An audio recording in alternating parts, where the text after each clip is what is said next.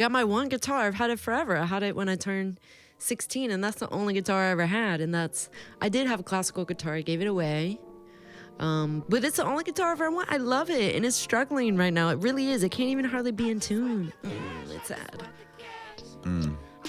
I saw I want to say on the Sunny and Gabe Spotify shit, so y'all linked up in 2012. Yeah. This is now, 12 years later? It's a long-ass time. And do you want to touch on how you guys linked up, the start of Sunny and Gabe? We literally, beginning in maybe 2011, I decided I want to do music. I went a long time without doing it. Is this after high school? Yeah. Okay. So I was working with everyone, trying to see what's up. Sometimes people wanted to just do acid or some shit, and I was like, bruh, no. I'm at home. I bought a computer. I'm trying to figure this shit out.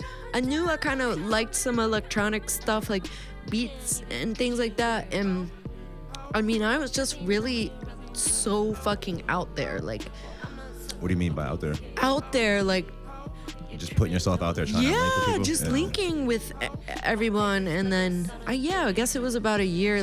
Someone had recommended that we work together, and he waited a while to hit me up. And when he did, he hit me up with I was putting stuff out on SoundCloud and things like that, and I was working with some people, not even just in person, but on SoundCloud around the world and things like that. Just anything. I was just trying to go by myself, with anybody, I don't know who, just going and doing it. He sent me a message on SoundCloud with a remix of one of my songs that I had posted already, that was out.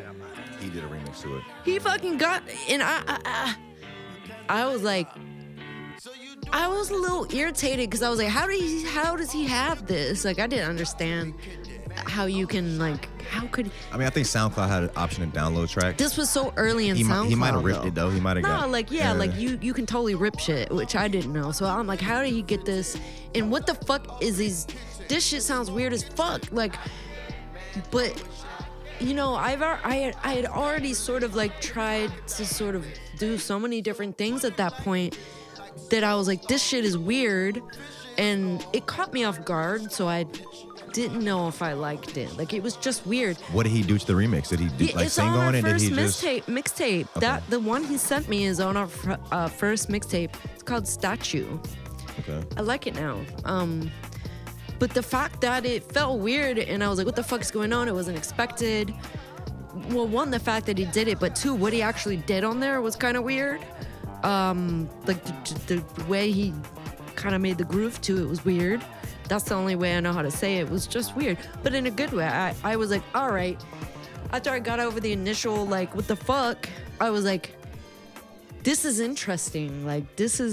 I like this. This is what I need. I don't need some boring shit, right? I liked the fact that it was kind of weird. And then that was 2012. Then by 2013, we released that mixtape.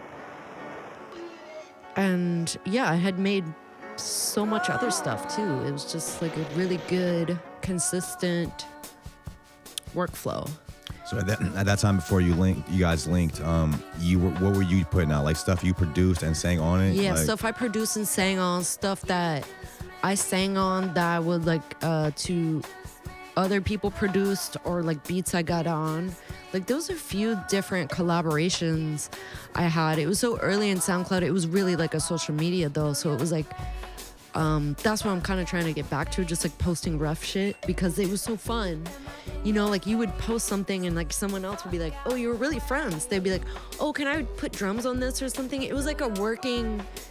collaborative. A work in progress, social media type thing, and it was really fun.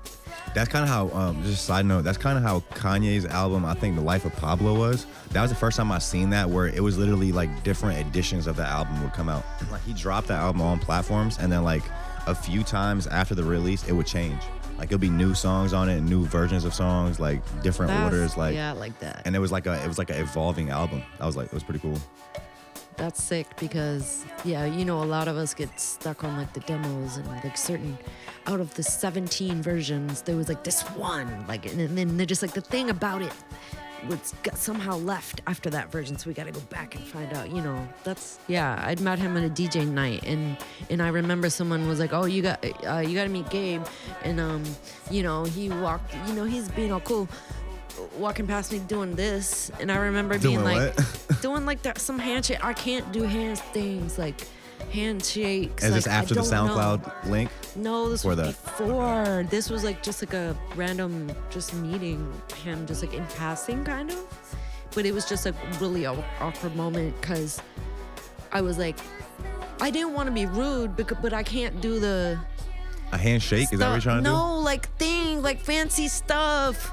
Like, I don't know. Was he fucking like Gabe throwing gang signs at you in the club? No, he was just doing like they'd be slipping and sliding and like this. I can only do the high five. So.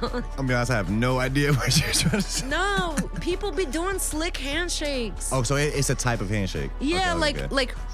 Oh, like slide like it. some shit. Yeah, I don't know. Okay. Like, I literally can only like I can shake a hand, but I get kind of nervous. So that was almost a deal breaker. Like Sunny and Gabe was not about to exist. If Gabe's handshake was like a little more complex, it might have never. Yeah, almost didn't open his SoundCloud message because I was like, this is that guy. With the weird ass handshake. Yeah, he was weird. But yeah, at the end of the day, yeah, that was sort of like an afterthought. I didn't remember that for a while. What was in your opinion, what was the scene like at that time? Because this is like a while later compared to now. Like, what is your view on the scene and like then and now? I feel like I've just been around kind of like doing the same thing for so long and not like being completely immersed in any scene that